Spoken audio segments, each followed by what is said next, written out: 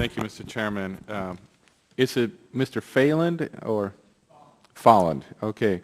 Your organization has focused on breaching the 4 lower snake dams for salmon passage. But if it's true that only 4 of the listed runs past these dams, what do you suggest for the other 9 species listed in the Columbia River Basin?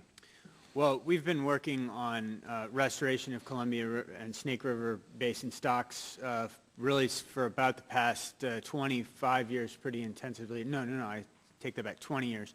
Where our Northwest office is about to celebrate that anniversary.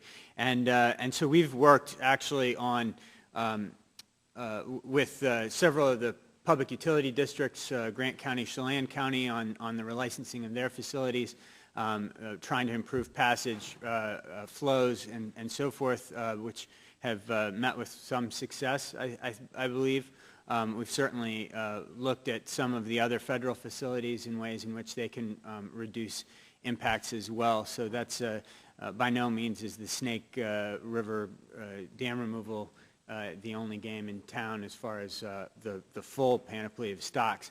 For the snake stocks, the science is pretty clear that the best way to achieve harvestable runs, once again, to benefit fishing communities along the coast is to remove the lower 4 Snake River dams, and that's why we've advanced that position.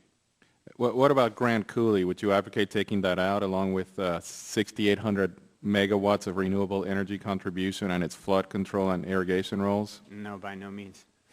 What is your view on endangered coastal runs that do not pass any dams? Well, endangered coastal runs suffer from a different host of issues, habitat being probably the main one of those. Certainly historic logging and mining operations have had impacts. It really depends on the stock and the run in particular. So those are areas where my organization hasn't particularly focused. We have limited resources, other groups have. So wouldn't that be just as true, with respect to habitat with the Columbia River species? The Columbian snake species do have habitat issues. That's why, in fact, actually we are trying to get most of the Snake River stocks up into the upper basin because the best habitat available through upstream passage is actually up in Idaho in the Salmon River Basin in particular, and the Clearwater. I understand that American Rivers is in current litigation against the federal government on federal dam operations in the Pacific Northwest. Has American Rivers received federal grant money? We receive federal grant money from various sources, yes. And how much is that? I couldn't tell you exactly off the top of my head. I think it may be in the disclosure statement, or I'd be happy to provide you with that information. I would really like to see, for the record, the grant money and also the Equal Access to Justice Act that was just referred to here, money you received over the last decade. Yeah, I don't believe we've received any Equal Justice Act money. We don't employ litigators, so that money goes elsewhere. Okay. Well, at least the grant money, I would like to see that. Yeah, by all means. Okay.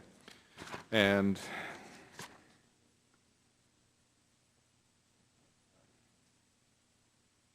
for all panelists, and starting with Mr. Corwin, we're right now in a pretty serious reduction mode, deficit reduction mode. Tell me a little bit more about why you do not think power marketing administrations should charge market rates for their power as proposed by some.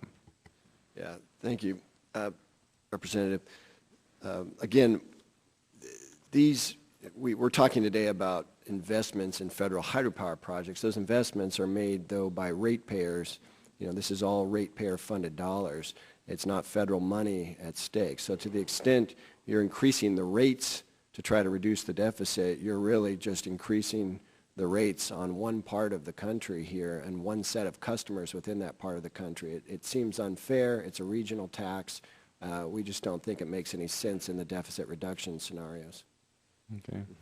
I guess we only have 30 seconds, so if one more person wanted to respond to that.